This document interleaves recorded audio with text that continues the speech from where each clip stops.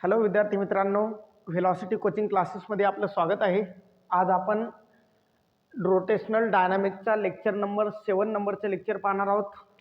बघा, आतापर्यंत जे काय आपण राऊंड अप केलं ते की theorem of the perpendicular axis and parallel axis इथपर्यंत आपण बघितलं आहे. तर त्याच्यानंतरचा नेक्स्ट पॉईंट आहे आपला angular momentum.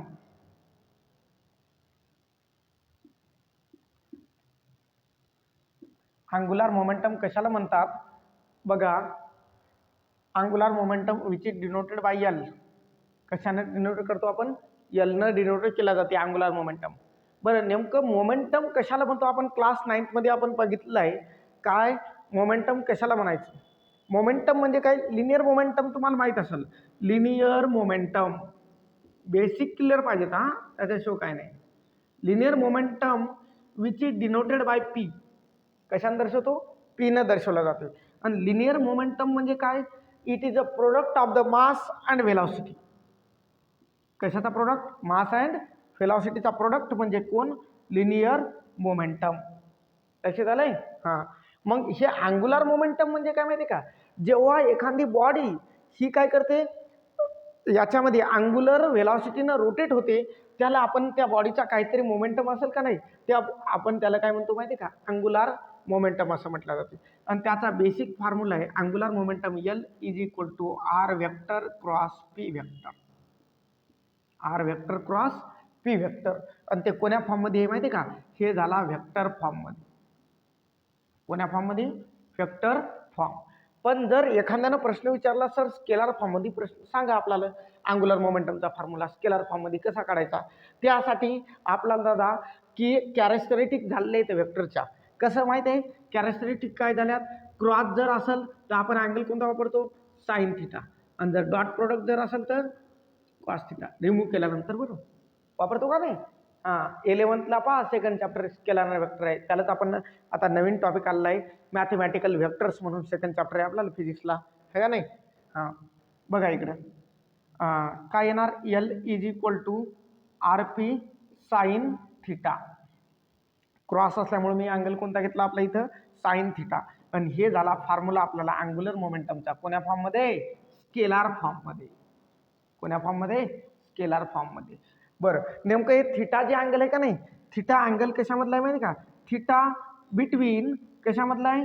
R vector and P vector दोघांमधला अँगल आहे. R vector and P vector दोघांमधला अँगल म्हणजे कोणता झाला माहिती आहे का? थिटा अँगल झाला. लक्षात आलं? हां, हे एवढं स्क्रीनशॉट काढून घ्या. हे बेसिक आहे. याच्यानंतर आपण पाहणार आहोत की नेमकं एक्सप्रेशन काय, एखादी रिजिड बॉडी जर रोटेट होत असेल अँग्युलर व्हेलॉसिटीनं, त्याचा अँग्युलर मोमेंटम किती येते हे बघणार आहोत आपण. बघा, त्याच्यानंतर आपल्याला बघायचं आहे आता नेमकं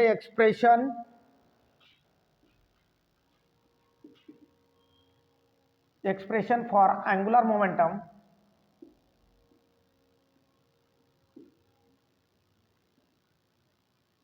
in terms of M I. M I म्हणजे कोण? मुव्हमेंटनेस आहे का? नाही, मोमेंट ऑफ इनर्शियाच्या टर्म्समध्ये. बघा, एक रिजिड बॉडी आहे.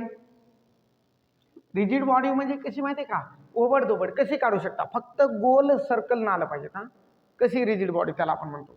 ही रिजिड बॉडी रोटेट व्हायली with same angular velocity omega. किती? Same angular velocity omega. एवढ्या अँग्युलर व्हेलॉसिटीनं रोटेट व्हायली ही rigid body.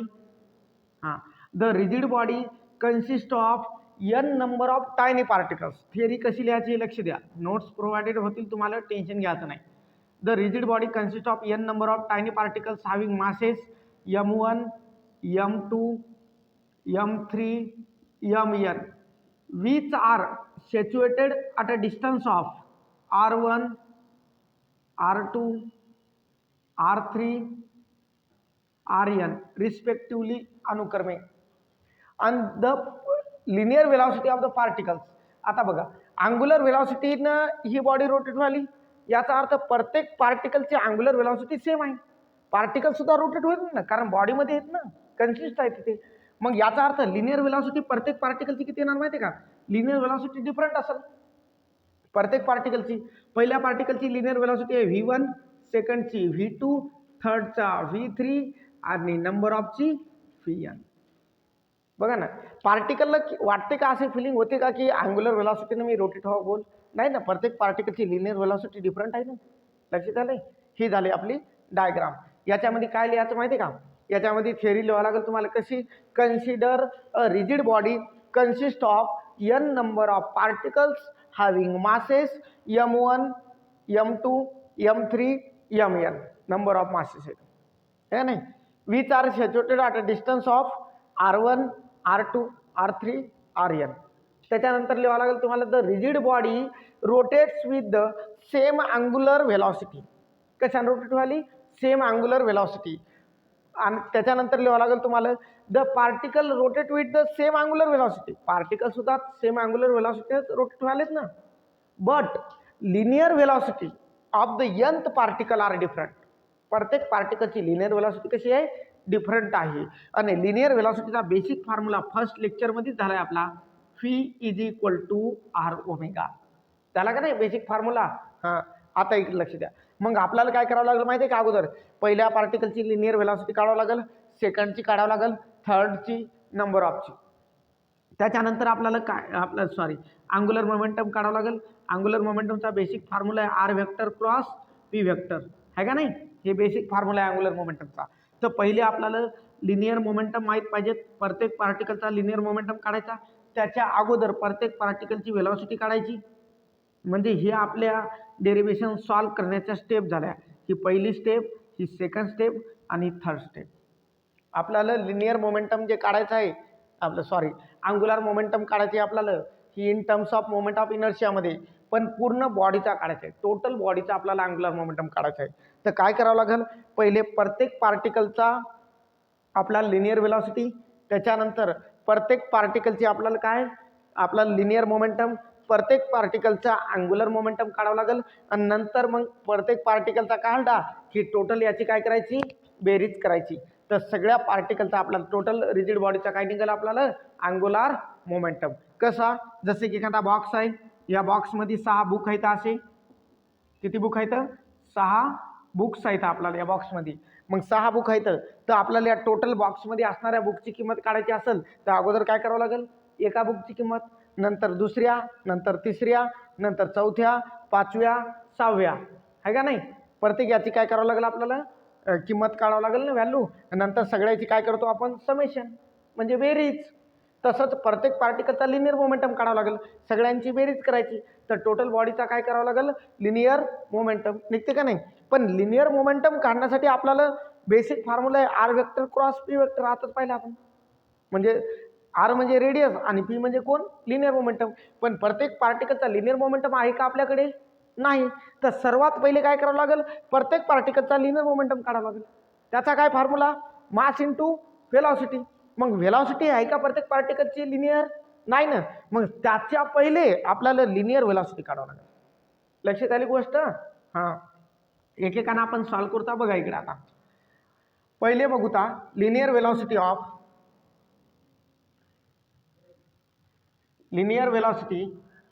First particle. Linear velocity of first particle.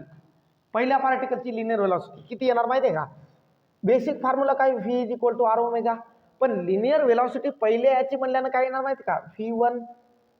Radius सुद्धा किती येणार? R1. आणि ओमेगा 1 येईल का? नाही ना. कारण ओमेगा हे कसे माहिती आहे का? अँग्युलर व्हेलॉसिटी कॉन्स्टंट आहे प्रत्येक पार्टिकलची, म्हणून ओमेगा 1 येणार नाही. लक्षात ठेवा. हां, बरं, असंच जर म्हणलं तर सेकंडची काढायची म्हणल्यानं काय करावं लागेल? लिनियर व्हेलॉसिटी आपल्याला सेकंड पार्टिकल म्हणल्यानं V2 इज इक्वल टू हे R2 ओमेगा.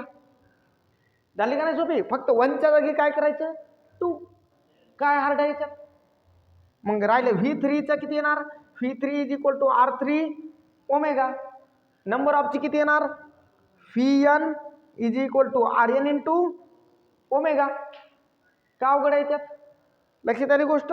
प्रत्येक पार्टिकलची लिनियर व्हेलॉसिटी झाली म्हणजे आपली फर्स्ट जी स्टेप आहे ही कंप्लीट झालेली आहे. आता राहिली सेकंड स्टेप. सेकंडमध्ये काय करायचं आपल्याला? लिनियर मोमेंटम काढायचा प्रत्येक पार्टिकलचा. लिनियर मोमेंटम काढायचा असेल तर मी अगोदर पहिल्याचा काढतो, नंतर सेकंड, नंतर थर्ड, असे नंबर ऑफचा. बघा, द लिनियर मोमेंटम कोण्या पार्टिकलचा? First particle. The linear momentum of first particle. पहिल्या पार्टिकलचा लिनियर मोमेंटम काढायचा. बेसिक फॉर्म्युला आहे तिथं. सेकंड नंबरचा बघा तिकडे तुम्ही. P is equal to m into V, है नाही. पण कोण्या पार्टिकलचा काढायला आपण लिनियर मोमेंटम? फर्स्ट पार्टिकलचा. तर P1 मास सुद्धा पहिल्या पार्टिकलचं 1, लिनियर व्हेलॉसिटी सुद्धा पहिल्या पार्टिकलची किती येणार? 1. मग मला सांगा P1 is equal to m1. P1 ची व्हॅल्यू किती आहे आपल्याकडे? R1 omega. भेटला आपल्याला फर्स्ट पार्टिकल. असाच जर सेकंडचा काढा म्हणलं तर P2 is equal to R2 into omega. Sorry mass राहिलं ना. M2 R2 into omega. Third याचा किती येणार? P3 is equal to M3 R3 into omega.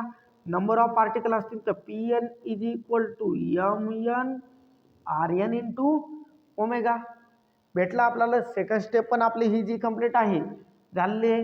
राहिला प्रश्न आता अँग्युलर मोमेंटम प्रत्येक पार्टिकलचा काढूता. नंतर मग सगळ्याची बेरीज टोटल निघून जाते आपल्याला.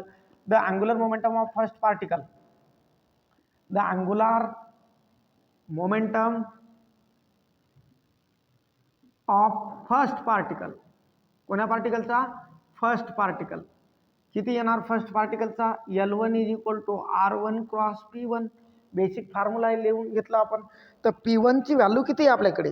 M1 R1 omega. पुट करा इथं.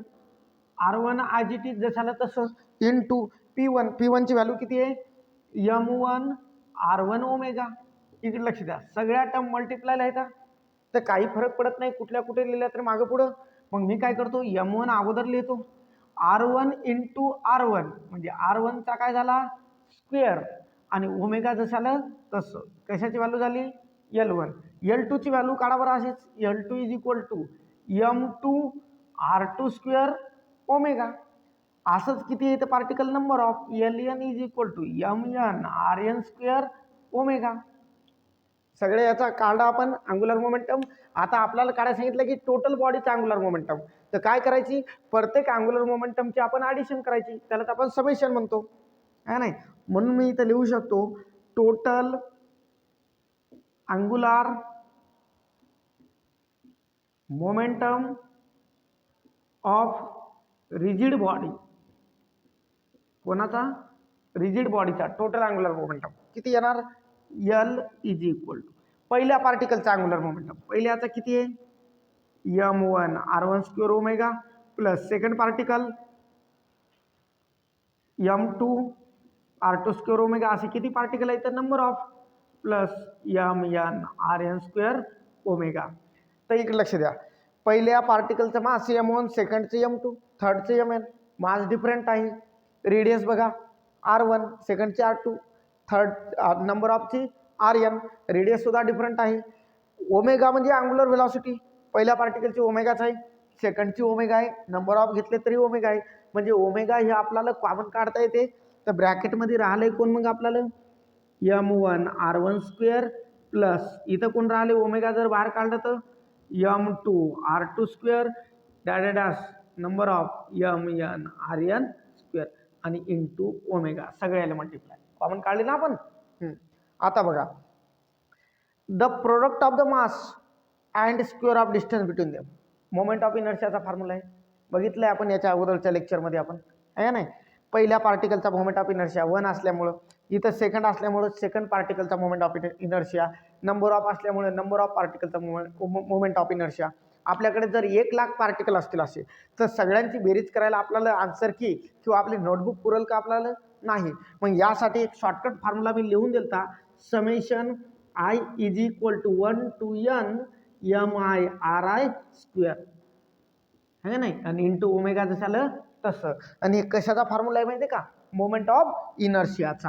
म्हणजे याच्या जागेवर मी I लिहू शकतो या फॉर्म्युल्याच्या जागेवर आणि ओमेगा जसं तसं. आणि इकडे L भेटला आपल्याला टोटल रिजिड बॉडीचा अँग्युलर मोमेंटम.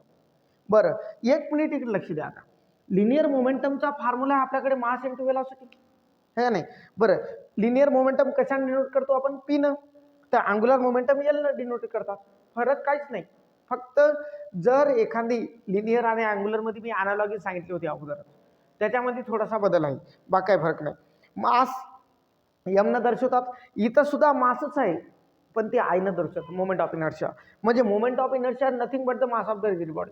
दुसरं तिसरं काही नसून ते काय फक्त मास आहे रिजिड बॉडीचं. लिनियर वेलॉसिटी व्ही आहे, इथं अँग्युलर वेलॉसिटी ओमेगा, पण वेलॉसिटीच आहे ना, आणि मास आहे इथं पण मास आहे. फरक काय आहे का? नाही. क्लिअर झाला पॉइंट. बघा नेक्स्ट टॉपिक आहे आपला आता expression for torque.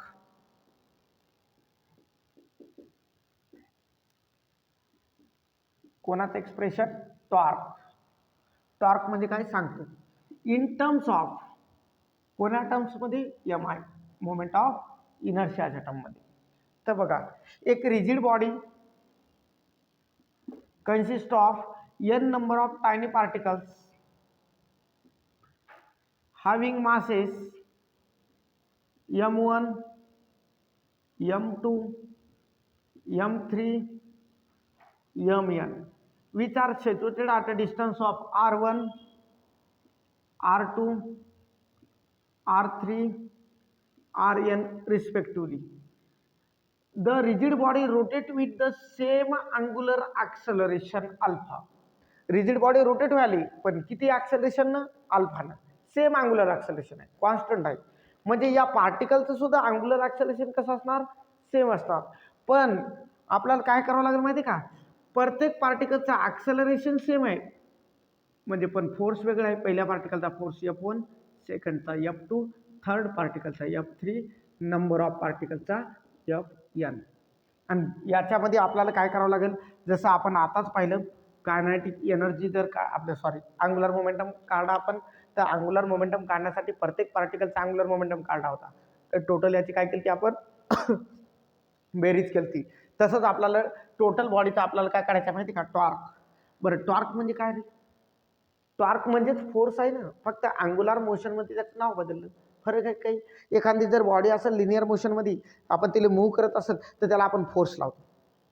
Without force होईल का? काय जादू होईल का? नाही ना, मी काय महाराज नाही आहे का नाही. मग काय करावं लागलं? आपण फोर्स लावतो का नाही त्याला? फोर्स लावल्याच्या नंतर काय होणार माहिती का? ती बॉडी इथून पुढं सरकणार, पुढं फॉरवर्ड होणार का नाही? हां, फोर्स लावाच लागेल. आणि जर एखादी बॉडी ती लिनियर झालं, पण जर अँग्युलरमध्ये फिरवायची असेल तर आपल्याला त्याला पण फोर्स लावावा लागेल. तर त्या फोर्सला आपण काय म्हणायचं? टॉर्क. टॉर्क म्हणजे फोर्सच आहे, फक्त नाव चेंज झालं. फरक काय नाही. बघा, आणि टॉर्कचा बेसिक फॉर्म्युला आहे R vector cross F vector, म्हणजे रेडियस इंटू काय येणार? फोर्स. पण प्रत्येक पार्टिकलचा जे फोर्स आहे डिफरंट आहे. मग सर्वात पहिले आपल्याला फोर्स काढावा लागेल. फोर्सचा फॉर्म्युला आहे mass multiply by acceleration. Basic 9th ला झालेलं आहे बाबा, आहे नाही. तुमची 9th लॉकडाऊनमध्ये गेली त्याला मी काय करू शकत नाही. Mass multiply by acceleration. बघा इकडे, आणि ॲक्सेलरेशनचा बेसिक फॉर्म्युला आहे R into alpha. Linear acceleration आणि अँग्युलर ॲक्सेलरेशन मधलं रिलेशन. जसं मी तुम्हाला सांगितलं होतं लिनियर व्हेलॉसिटी आणि अँग्युलर व्हेलॉसिटी मधलं रिलेशन V = R ओमेगा, तसं याच्यामधलं रिलेशन आहे. म्हणजे सर्वात पहिले आपल्याला प्रत्येक पार्टिकलचा लिनियर ॲक्सेलरेशन काढावं लागेल. ही पहिली स्टेप आपली, सॉरी. त्याच्यानंतर सेकंड स्टेप आपण प्रत्येक पार्टिकलचा फोर्स काढूता. थर्ड स्टेपमध्ये आपण काय करूता?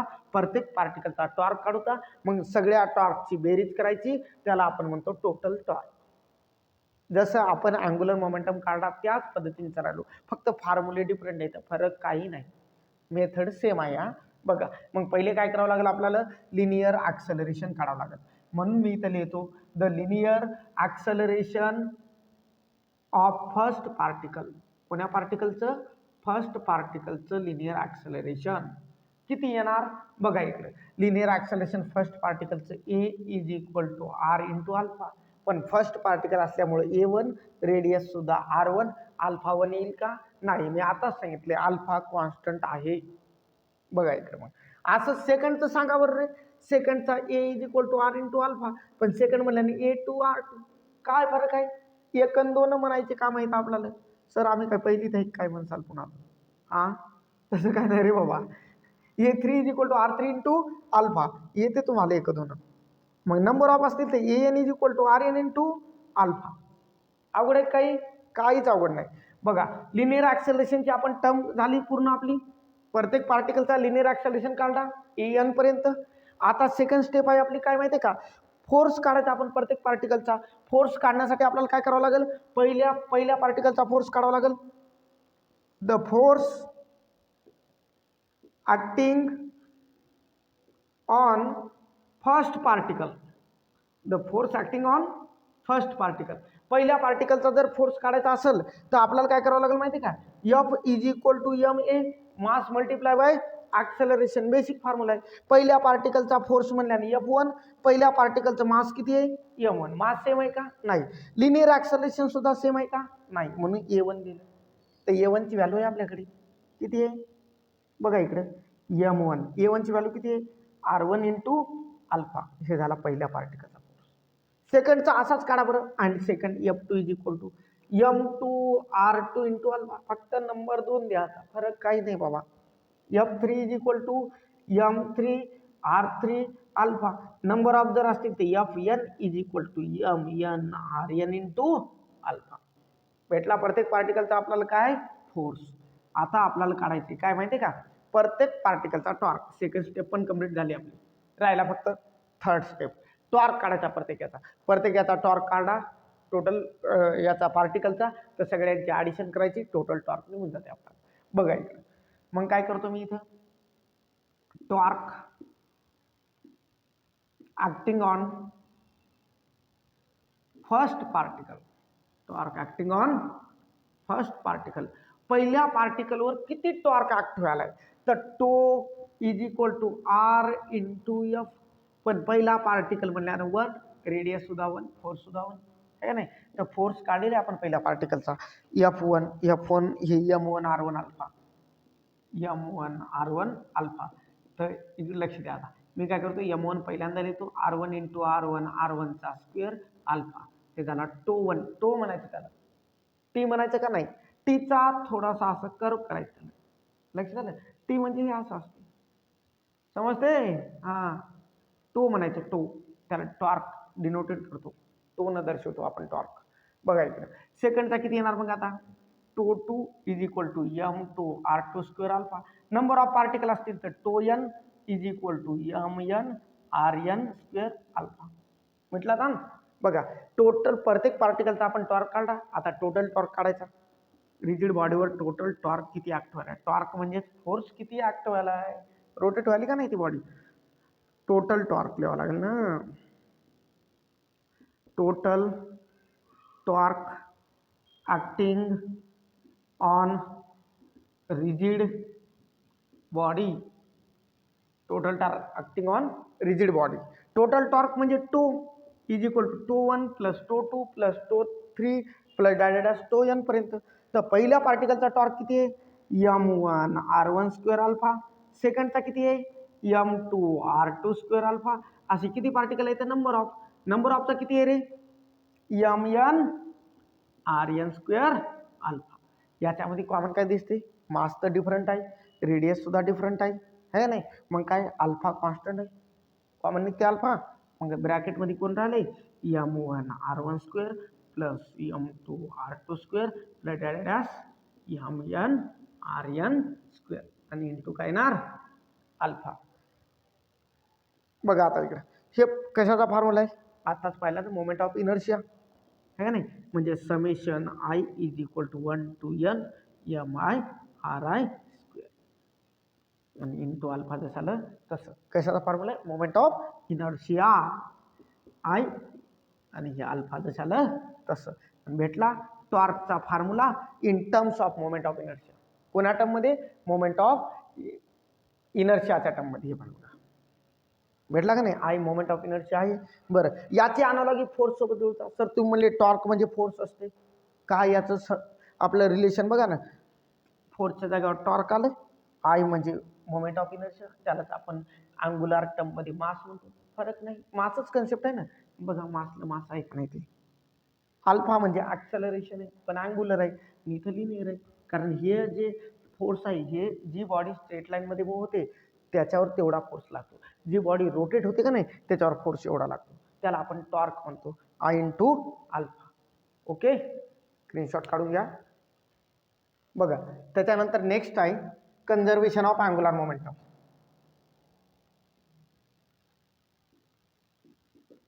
Conservation of angular momentum.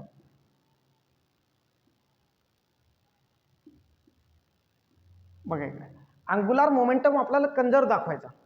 Conserve दाखवायचा म्हणजे यल कॉन्स्टंट दाखवायचं. कंजर्वचा अर्थ काय माहिती आहे का?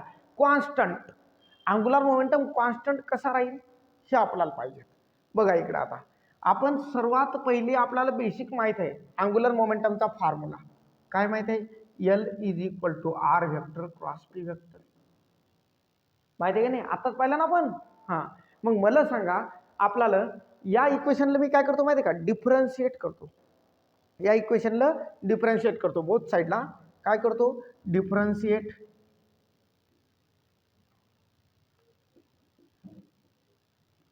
विथ रिस्पेक्ट टू शॉर्टकट मध्ये with respect to time T.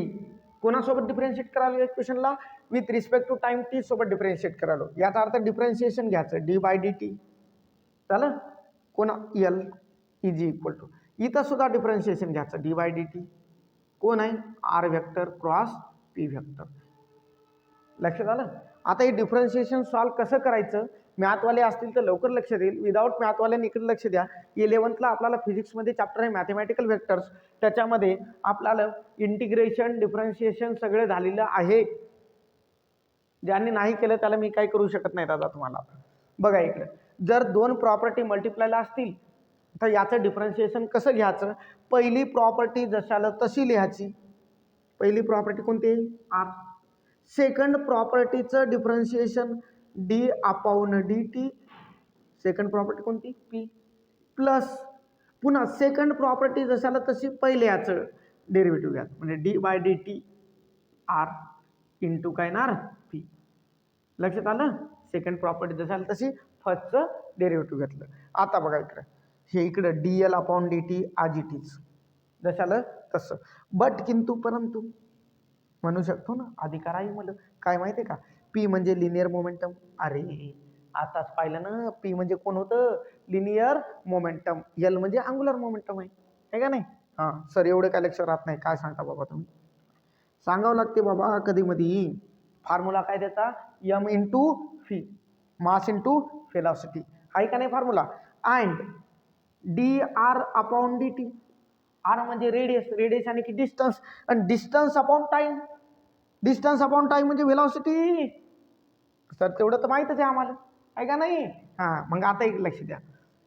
बघा इकडे वेलोसिटी वेक्टर क्वांटिटी या मास इज स्केलर क्वांटिटी. आता एवढ्या क्वांटिटी जर मी डिटेलमध्ये इथं सांगत बसलं तर आपलं लेक्चर अजून 1-1.5 तास लांबते.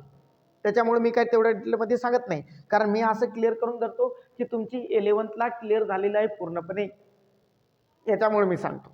बघा इकडे therefore DL upon D T आज it is equal to R vector जशाला तसं. याच्या मधामध्ये कुठलं सिम्बॉल नाही म्हणजे मल्टिप्लाय आहे. आणि D P upon D T म्हणजे कोण आहे माहिती का? M V. पीची व्हॅल्यू आहे. हां D upon D T sorry. पीची व्हॅल्यू किती आहे?